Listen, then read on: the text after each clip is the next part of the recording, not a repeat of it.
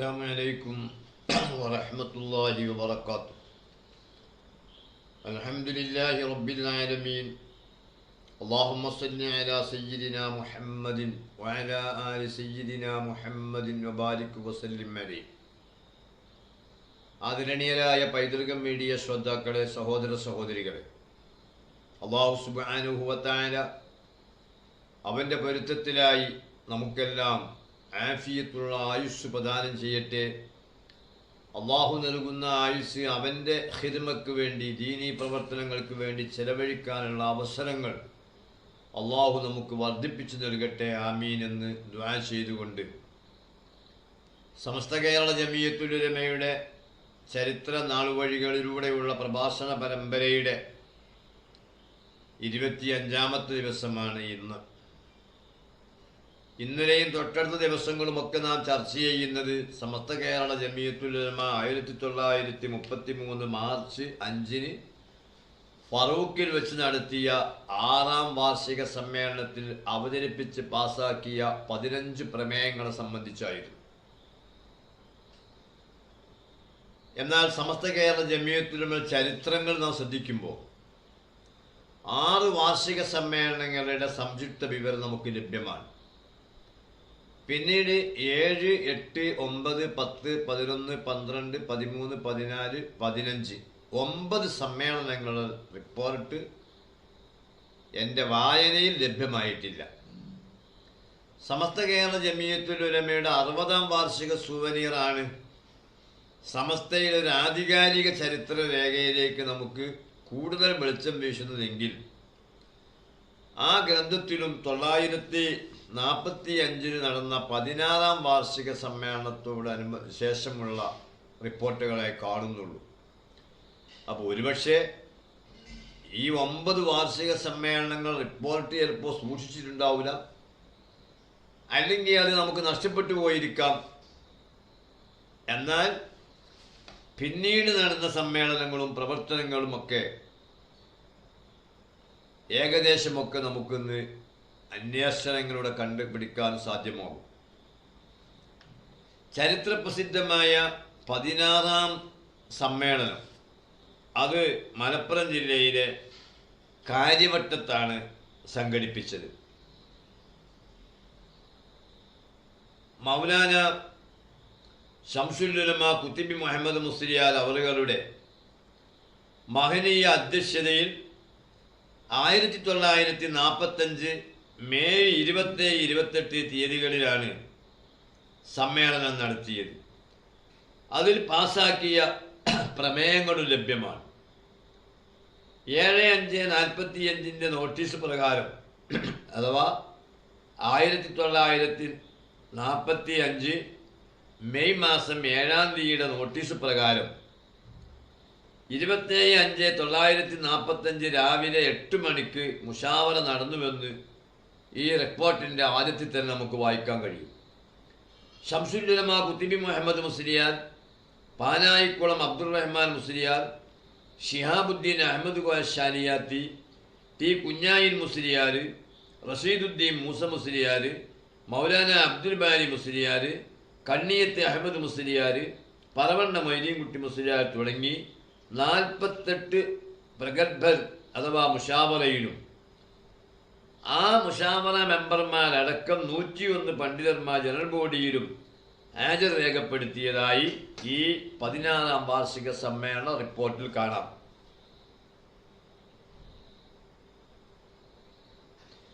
അതിൻ്റെ പുറമെ ബഹുജനങ്ങളായി 10,000-ലേറെ ആളുകൾ ഉലമാക്കളും ഉമറാക്കളുമായും ഈ സമ്മേളനത്തെ സംബന്ധിച്ചിട്ടുണ്ട്. സമ്മേളനത്തിൻ്റെ തീരുമാനങ്ങളും പ്രമേയങ്ങളും അത് വ്യക്തമായി തന്നെ നമ്മുടെ മുന്നിൽ ലഭ്യവുമാണ്. നമുക്ക് അതിലെ പ്രമേയങ്ങളൊന്ന് നോക്കാം. പ്രമേയങ്ങൾ സർവസമ്മതമായിട്ടാണ് പാസാക്കിയതെന്നും ആരും വ്യത്യസ്ത അഭിപ്രായങ്ങൾ രേഖപ്പെടുത്തിയിട്ടില്ലെന്നും ഈ റിപ്പോർട്ടിൻ്റെ തുടക്കത്തിൽ തന്നെ രേഖപ്പെടുത്തി വച്ചിട്ടുണ്ട്. മൗലാന അബ്ദുൽ ബാരി ഉസ്താദ് അവതാരകനും അബുൽ കമാൽ മൗലവി അനുവാദകരുമായ 1ാമത്തെ പ്രമേയം നമുക്കൊന്ന് നോക്കാം. മൗലാന ശംസുൽ ഉലമ കുത്തുബി മുഹമ്മദ് മുസ്ലിയാർ അവറുകളെ കുറ്റം പറഞ്ഞുകൊണ്ട് KM മൗലവി ഈ സമ്മേളനത്തിൻ്റെ സ്വീകരണ സംഘം പ്രസിഡന്റിന് അയച്ച രജിസ്റ്റർ കത്തിൽ പ്രസ്താവിച്ച കുറ്റാരോപണത്തിൽ ഈ യോഗം പ്രതിഷേധിക്കുകയും മുഹമ്മദ് കുട്ടി മൗലവിയുടെ മേൽകൃത്യത്തെ, അതുപോലെ KM മൗലവിയുടെ പേര് തയ്യിൽ മുഹമ്മദ് കുട്ടി എന്നാണല്ലോ, അതുകൊണ്ടാണ് ഇങ്ങനെ എഴുതുന്നത്. മുഹമ്മദ് കുട്ടി മൗലവിയുടെ മേൽകൃത്യത്തെ അതിയായ വെറുപ്പോടും നീരസത്തോടും കൂടി ആക്ഷേപിക്കുകയും ചെയ്യുന്നു. ശംസുൽ ഉലമ കുത്തുബി മുഹമ്മദ് മുസ്ലിയാരെ വളരെ ആക്ഷേപിച്ചുകൊണ്ട് ഈ സമ്മേളനത്തിൻ്റെ സംഘാടക സ്വീകരണ സമിതിക്ക് ഒരു കത്തയച്ചിരുന്നു KM മൗലവി.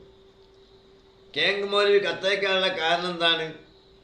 ഈ സമ്മേളനത്തിൽ ചർച്ച ചെയ്യപ്പെടുന്ന വിഷയത്തെപ്പറ്റി നിങ്ങൾക്ക് ഇഷ്കാല് തീർക്കാൻ ഈ സമ്മേളനത്തിൽ വരാവുന്നതാണ് എന്ന് പറഞ്ഞ് KM മൗലവി അടക്കമുള്ളവർക്ക് സമസ്ത കേരള ജമിയത്തുൽ ഉലമയുടെ 16ാം വാർഷിക സമ്മേളന സംഘാടക സമിതി ലെറ്റർ കൊടുത്തിരുന്നു.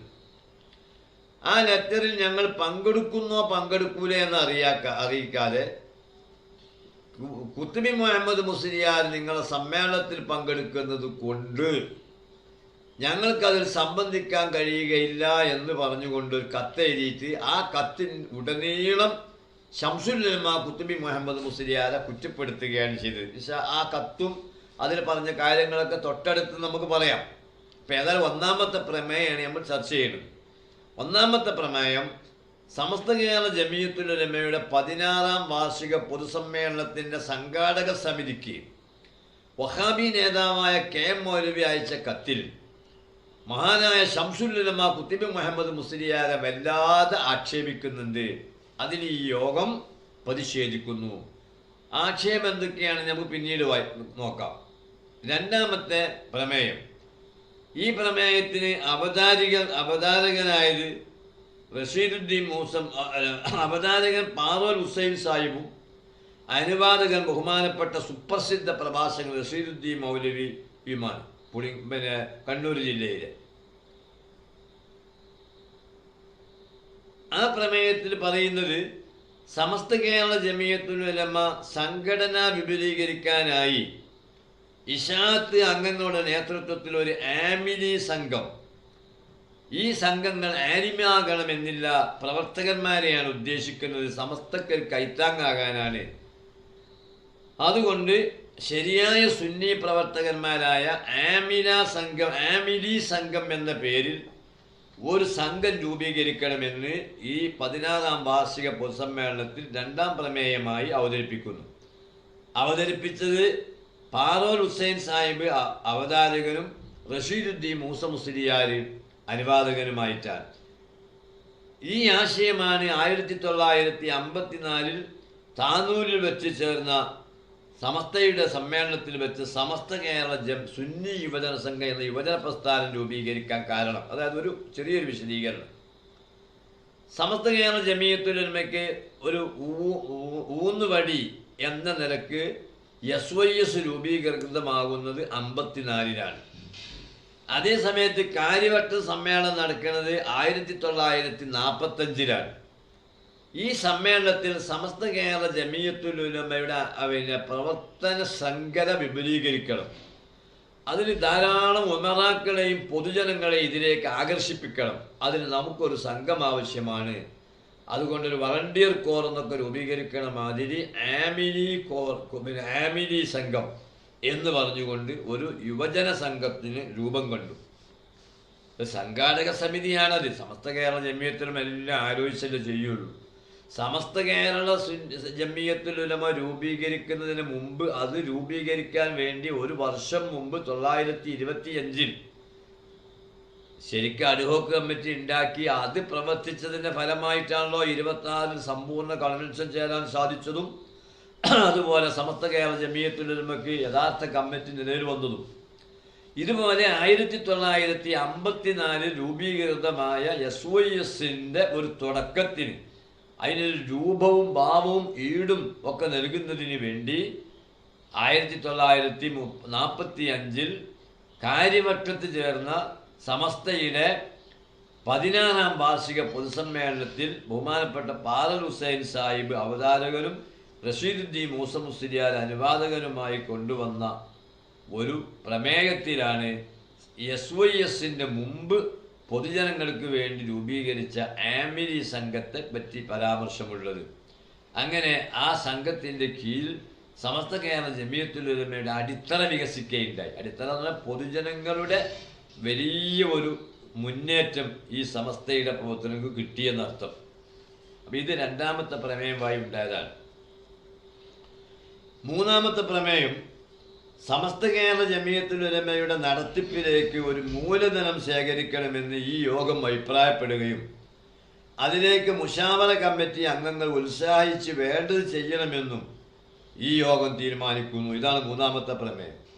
AP ഇമ്പിച്ചമ്മദ് മൗലവി അവതാരകനും PV മുഹമ്മദ് മൗലവി അഥവാ അന്ന് സംസ്ഥാന ജനറൽ സെക്രട്ടറി അനുവാദകനുമായി അവതരിപ്പിച്ച് പാസാക്കിയ ഈ പ്രമേയം നടപ്പിലാക്കിക്കൊണ്ട് നേതാക്കൾ മുൻകൈയെടുത്ത് സദസ്സിൽ നിന്ന് 530 ഉറുപ്പിക റൊക്കമായും 500 ഉറുപ്പിക വാഗ്ദാനമായും ലഭിച്ചുവെങ്കിലും മാസികയുടെയും മറ്റും ആവശ്യാർത്ഥം അൽബയാൻ മാസികയുടെയും മറ്റും ആവശ്യാർത്ഥം അത് ചെലവാക്കുകയും പിന്നീട് ഫണ്ട് നിശ്ചലമാവുകയുമാണ് ചെയ്തത്. അൽബയാൻ പത്രത്തിന് വലിയ കടമുണ്ട്. ഇവിടെ ഇപ്പോൾ ആകെ കിട്ടിയ 530 ഉറുപ്പ്യാണ്. പിന്നെ 500 ഉറുപ്പ്യ പിന്നെ ഇതാണ് പിന്നെ 500 ഉറുപ്പ്യക്ക് എന്താണ് ഓഫറുമാണ്. പക്ഷെ ഈ പൈസ അൽബയാൻ്റെ നടത്തിപ്പിലേക്ക് വേണ്ടി ചെലവായി പോയതുകൊണ്ട് അത് സമസ്തൻ്റെ നേരിട്ടുള്ള പ്രവർത്തനമാണല്ലോ. പിന്നീടാണ് ഫണ്ട് നിശ്ചലമായി. പിന്നെ അവിടെ നിന്ന് സമസ്ത കരകയറിയത് 1951 വിദ്യാഭ്യാസ ബോർഡ് രൂപം കൊള്ളുകയും അതിന് പിന്നെ പുസ്തകം വഴി മറ്റുമൊക്കെ വരുമാനങ്ങൾ കണ്ടെത്താൻ സാധിക്കുകയും ചെയ്തപ്പോൾ സമസ്ത കേരള ജമിയത്തുൽ ഉലമയുടെ ദൈനംദിന ചെലവുകൾ വിദ്യാഭ്യാസ ബോർഡിൻ്റെ ഫണ്ടിൽ നിന്ന് ചെലവാക്കാൻ വേണ്ടി തീരുമാനിച്ചു. അതുവരെയും വലിയ പ്രതിസന്ധിയിൽ തന്നെയാണ് കാര്യങ്ങൾ പോയതെങ്കിലും 1926 മുതൽ 45 വരെ സാമ്പത്തികം ഒരു വിഷയമായി തന്നെ എടുക്കാതെ സമസ്ത കേരള ജമിയത്തുൽ ഉലമ എല്ലാ ഘടകങ്ങളിലും സജീവമാവുകയും അതുപോലെ വലിയ ബഹുജനങ്ങൾ ഇതിലേക്ക് അടുപ്പിക്കുന്നതിന് വേണ്ടി ആമിരി സംഘം രൂപീകരിക്കുകയും ഒക്കെ ചെയ്തുകൊണ്ട് സജീവമായി പോയി. ഇതിന് കാരണമായത് ഈ രണ്ടാമത്തെ പ്രമേയം വഴി രൂപീകരിച്ച ആമിരി സംഘവും അതുപോലെ മൂന്നാമത്തെ പ്രമേയമായി സാമ്പത്തിക വിനിമയത്തിന് ഒരു പ്രത്യേക ശ്രദ്ധ കൊടുക്കുന്ന ഒരു സമിതി രൂപീകരിക്കുകയും ചെയ്തതോടു കൂടിയാണ്. ഈ 3 പ്രമേയം നമ്മുടെ മുന്നിൽ വെച്ചുകൊണ്ട് ഇൻഷാ അല്ലാഹ് ബാക്കി പ്രമേയങ്ങളെ പറ്റിയുള്ള പറച്ചിൽ നാളെയാക്കാം. നമുക്കതിന് അള്ളാഹു തൗഫീക്ക് നൽകട്ടെ. പറയുന്നതും കേൾക്കുന്നതും അള്ളാഹു ഒരു സാലിഹായ അമലായി കബൂൽ ചെയ്യട്ടെ. നാം പരാമർശിച്ചു കൊണ്ടിരിക്കുന്ന സമസ്തയുടെ മുൻകഴിഞ്ഞ നേതാക്കന്മാർക്കൊക്കെ അള്ളാഹു വലിയ ദറജ ഏറ്റി കൊടുക്കട്ടെ. ആ മഹാന്മാരെ പിൻഗാമികളായ ഇന്നത്തെ ആലിമീങ്ങൾക്ക് അള്ളാഹു ദീർഘായുസ് നൽകട്ടെ. അവരെ പിന്നിൽ ഏറെക്കാലം ദീനിന് വേണ്ടി അജയ്യമായി മുന്നോട്ട് നീങ്ങാനുള്ള ആയുസ്സും അവസരങ്ങളും നമുക്കൊക്കെ അള്ളാഹു പ്രദാനം ചെയ്യട്ടെ. ആമീൻ എന്ന് ദുആ ചെയ്തുകൊണ്ട് ഇന്നത്തെ പ്രസംഗം നിർത്തുന്നു. വാഖിറു ദഅവാനാ അൽഹംദുലില്ലാഹി റബ്ബിൽ ആലമീൻ. അസ്സലാമു അലൈക്കും വറഹ്മത്തുള്ളാഹി